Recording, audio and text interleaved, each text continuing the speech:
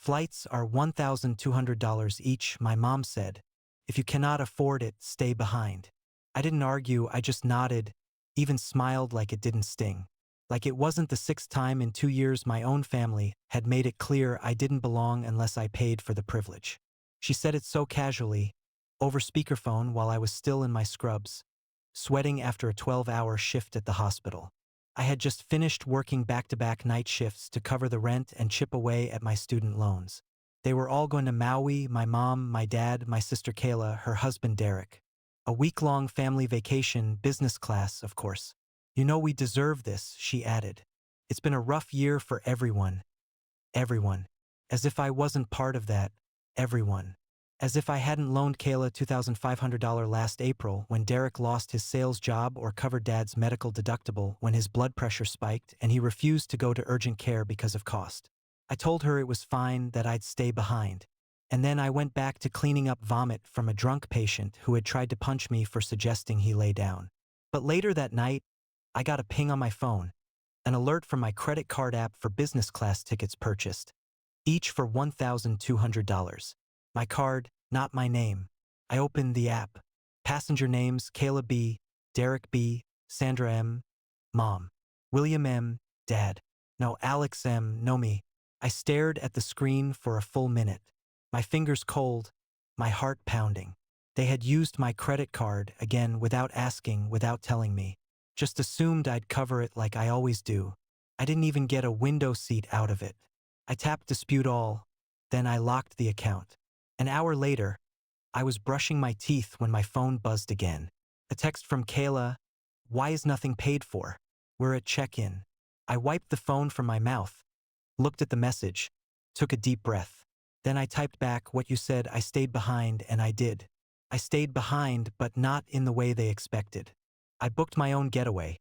Somewhere warmer, quieter, no family, no obligations, no guilt.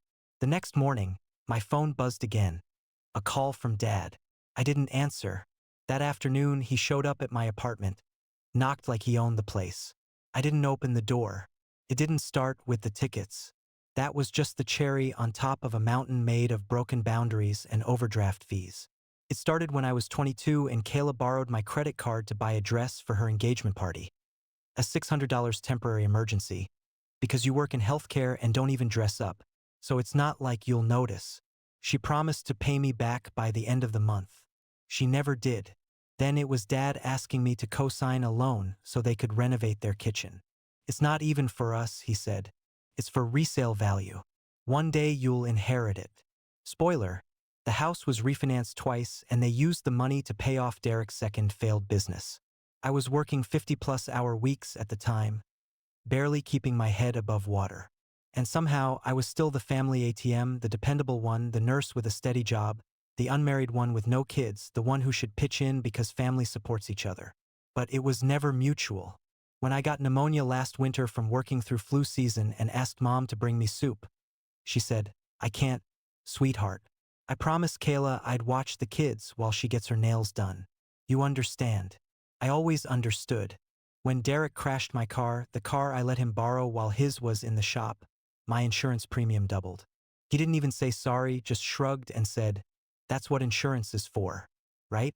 They drained me slowly, drip by drip, until I didn't even feel it anymore, like boiling a frog. I was the frog until the week before the Hawaii trip. That was the real fuse. I was finishing a night shift when Kayla texted, "Can you move your payday up? Mom wants to book hotels and we're short." What payday? I wasn't even invited.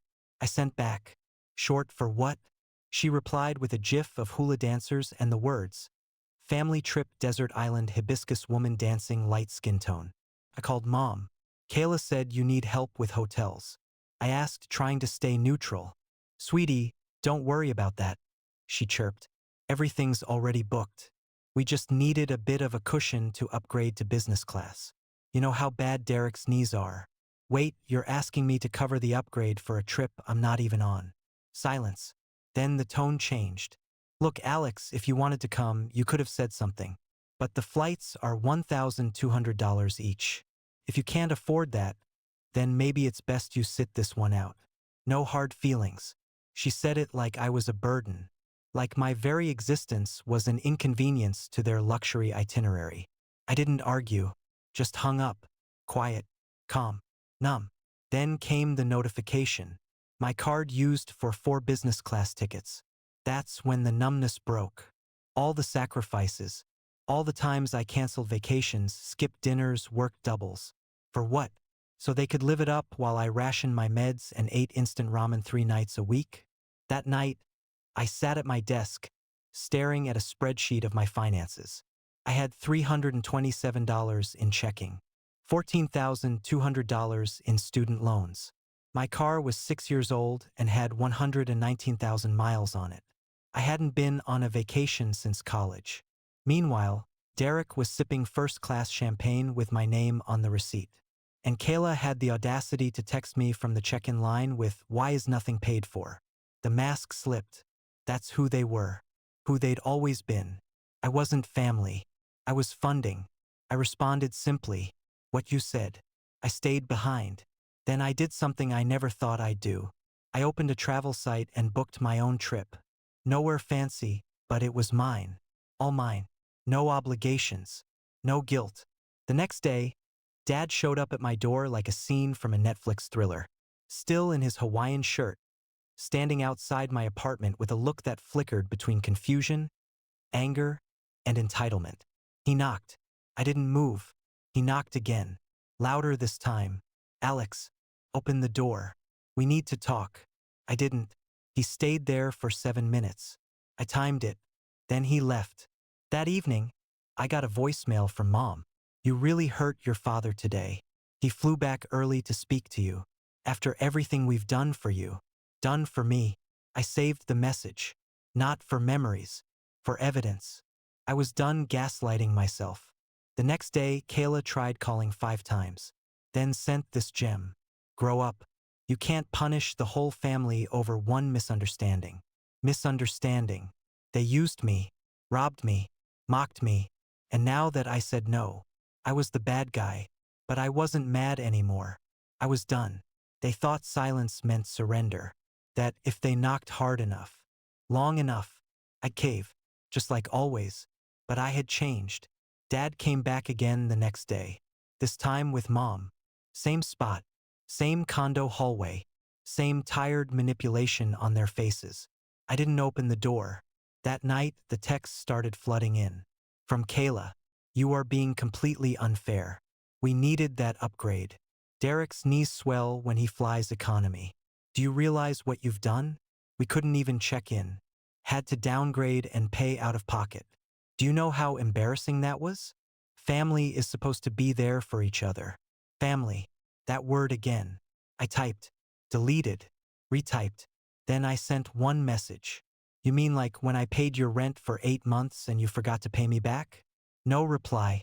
Next came a barrage of calls from Mom. All ignored. Then a text from Dad. You need to grow up and stop playing victim. We had no choice. We didn't know the card would decline. You were supposed to help. You always do.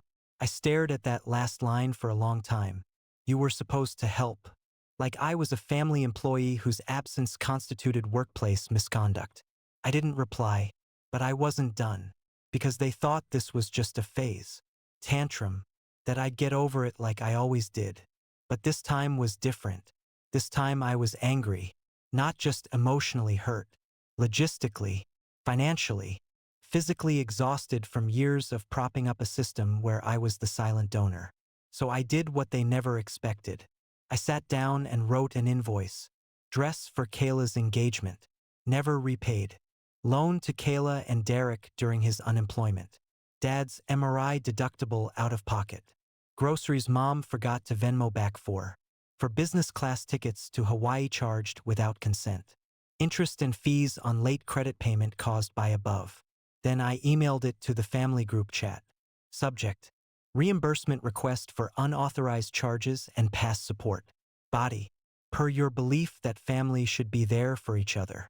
Please see the attached breakdown of financial support I have extended over the past 24 months.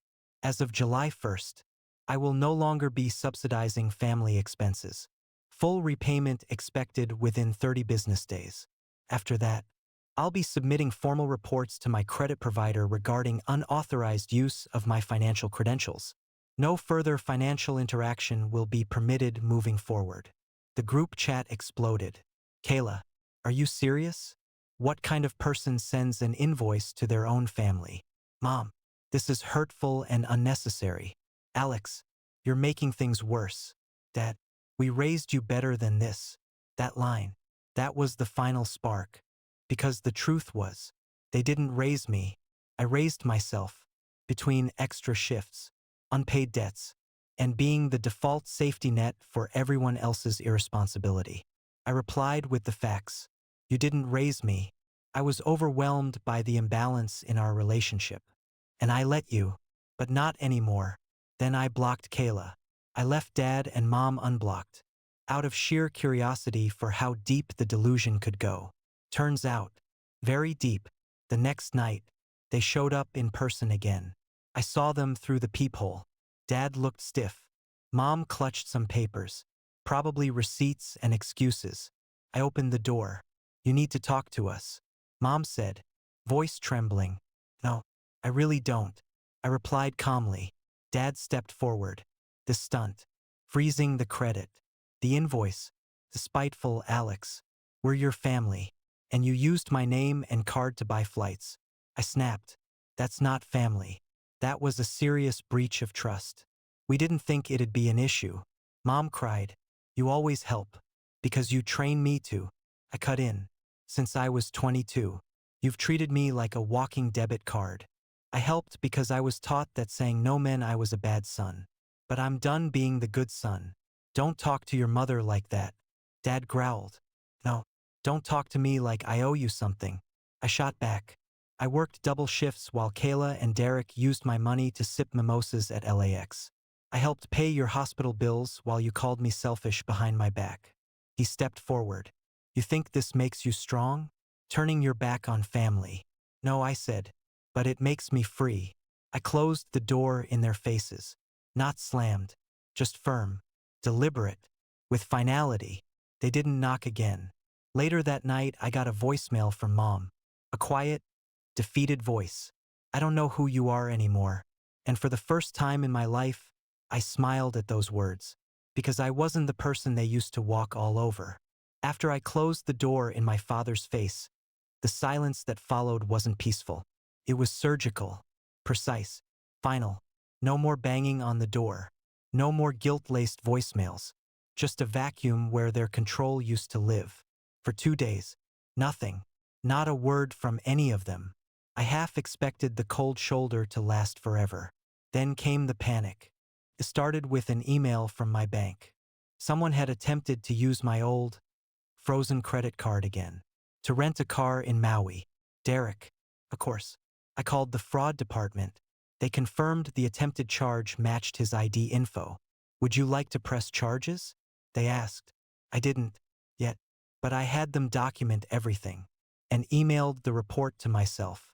Subject line, evidence in case they escalate. Later that night, I received a text from an unknown number. We're stranded. Are you seriously going to leave your family like this? After all we've done for you. Kayla, I stared at it for a long time. What had they done for me, really? Besides take? I didn't reply, just screenshotted it. And filed it in the new folder I'd made. Family. Patterns I won't repeat. A few days passed. Then something truly bizarre happened. I got a message on Facebook from Marissa. Yes, that Marissa. Derek's ex-wife. We hadn't spoken in years. Last I heard, she moved across the country after their divorce and started over. She was always too smart for him. A lawyer with bite, ambition, and an allergy to nonsense. Her message was simple. Hey Alex, sorry to pop in like this, but you might want to talk. I replied, this about Derek? She sent a thumbs up, and then a file, PDF. I hesitated for a second, then opened it. Inside, screenshots, bank transfers, paper trail. Apparently, Derek had been rerouting funds from a joint family account Mom and Dad gave him access to for emergencies. He was gambling again. Crypto this time. High risk, low IQ. It got worse. In the screenshots, there were emails. One from Mom, begging Marissa to please not report anything. Another from Dad saying, "We'll fix this. Alex doesn't need to know." They knew. They all knew. They hid it from me because they were scared I'd cut them off. Before I actually did. The plane tickets were just the tip of the iceberg. They had been bleeding me dry to cover up Derek's financial mess. I called Marissa immediately. She picked up on the second ring. "I wasn't sure you'd even want to talk," she said. "But I couldn't keep watching from the sidelines. I know how they used to treat you." I asked why she was sending this now. She paused. "Because you're finally doing what I should have done years ago. Walking away. And I thought you deserved to know the truth." That night, I printed every page, every transfer, every shady message. I stapled them together and walked them to my desk. And for the first time in years, I slept with the window open. Breeze in my room. No anxiety buzzing in my chest. The next morning, I got a call from an unknown number. I let it go to voicemail. It was Dad. His voice was low. Not angry. Strained. "Alex, I don't know what to say. Your mother is sick with stress. Kayla's not eating. Derek, he's not doing well. We made mistakes, sure, but you've made your point. I'm asking, man to man, can we please talk?" I typed one sentence and texted it back. "You're not entitled to grace you never earned." That week, I sent the invoice again. This time with Marissa's files attached as addendum a supplemental evidence. I copied Aunt Linda and, just for fun, forwarded a redacted version to Dad's employer's HR department, anonymously. A few days later, I got an alert. Dad was no longer listed on the company's site. I didn't celebrate. I wasn't angry, just detached. Meanwhile, my life? It bloomed. I enrolled in therapy. Real, in-person sessions. I took long walks, bought a bike, cooked something new every weekend. Started seeing a woman I met at the hospital cafeteria, Leah. Soft-spoken, curious, no idea who my family was, and I told her about them, about me, about the version of myself I was finally building. Without them. One afternoon, Leah and I sat on my couch, reviewing a local hiking trail. She pointed to one and smiled. "Want to go next weekend?" And for the first time in years, I didn't have to check my bank account. I just said yes. Weeks later, I got one last letter. Handwritten. No return address. I recognized the handwriting. "Kayla." 5 pages of manipulation masquerading as apology. "We all make mistakes. You took it too far. Mom cries every day. You've turned your back on blood." At the end, she wrote, "We're family. Nothing changes that." And I realized, she was right. We are family. That's what makes this even worse. Because it wasn't strangers who stole from me. It was the people who knew me best and still did it anyway. I folded the letter, placed it on top of the Marissa file, and locked them both in a drawer. The night before my birthday, I got a card in the mail. Simple. No signature. Just 3 words. "I see you." It was from Marissa. And in that moment I smiled. Because someone finally did. It's been 6 months since I slammed the door on my past. 6 months since I stopped apologizing for saying no. 6 months since I finally looked at myself in the mirror and didn't see a walking wallet, but a man, whole and untethered. I used to think closure meant they'd come to me, heads bowed, tears in their eyes, offering apologies and redemption. But closure wasn't their job. It was mine. 3 weeks ago, I ran into my mother. Total accident. I was grabbing my morning espresso at a quiet downtown cafe. Still half asleep, earbuds in, hoodie up. Then her voice. "Alex." I looked up, and there she was, smaller than I remembered. Not just in stature, in presence. Like time had shrunk her. She smiled like nothing ever happened. Like we didn't go to war with silence and invoices. "Can we sit?" We sat. She talked first. Rambling. No real apologies. Just memory revision. We were just trying to hold things together. We didn't realize how much you were carrying. If we could go back, maybe we'd do some things differently. No ownership. No mention of the fraud.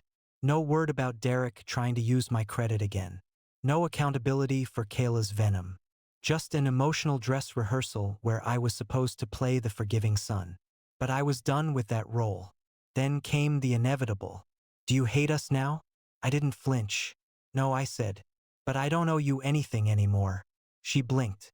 But we're family. That's not an argument. I replied. That's an excuse. She reached into her purse and handed me an envelope. Stood up. Said she hoped I'd come back to them someday. I told her calmly. I already did. To tell you I'm not coming back. When she left, I opened the envelope. A check. $7,870. No note. No apology. Just silence with a dollar sign. I didn't cash it. Not immediately. I pinned it to my wall above my desk, next to a quote that changed my life. You are not required to set yourself on fire to keep others warm. Kayla? She never reached out directly again. But Marissa did. Turns out, after sharing Derek's financial lies with me, she sent the same packet of proof to a family law attorney in the state fraud office. Derek is now under investigation for wire fraud and misappropriation of family funds. Because guess what? He didn't just use my card. He also skimmed from mom and dad's retirement fund. The same people who once told me he's just going through a rough patch. Poetic. When I asked Marissa why she'd helped, she said, because you deserve backup. And I couldn't sleep knowing they'd keep bleeding you. She wasn't just Derek's ex anymore. She was a truth bomb with receipts. That he lost his job quietly. Rumor is HR started digging after a certain anonymous packet arrived. He tried calling me once more. Voicemail. You made your point, Alex. You've embarrassed all of us. But family's not a transaction. You'll regret this. I didn't respond. Because here's the truth. Family is a transaction when it's always been one-sided. Leah and I were solid. She was there when I told her everything. The good, the ugly, the bank records. She didn't flinch. Just held my hand and said, I'm proud of you for not letting it turn you bitter. She's the first person in my life who never made me earn her love through sacrifice. We're planning to move in together this fall. A new place. Bigger. Brighter. And no, I didn't ask anyone for money. As for the check, cashed it, then donated every cent to a scholarship fund for young nurses who support their families financially while in school. Because someone out there is me 5 years ago, breaking their back while their family pretends it's normal. Let them know it's not. Let them know they're not alone. So, where does that leave me? Stronger, quieter, wiser, still a son, still a brother, but no longer their lifeline. I don't carry their weight anymore. I carry my own boundaries, carry my peace, and I carry the memory of the day I finally said, I am not your safety net. I am my own person. They didn't understand me for that, but I love myself for it. So here's what I leave behind. The guilt, the fear, the myth that being the good one means being the one who bleeds out for others. And here's what I keep. My life is not perfect, but it's mine. And this time, I'm not sharing it with anyone who doesn't treat me like I matter. I used to be the one they leaned on. Now I stand tall on my own. And the door I closed that day is still shut. Only now the key is in my pocket, and it's staying there.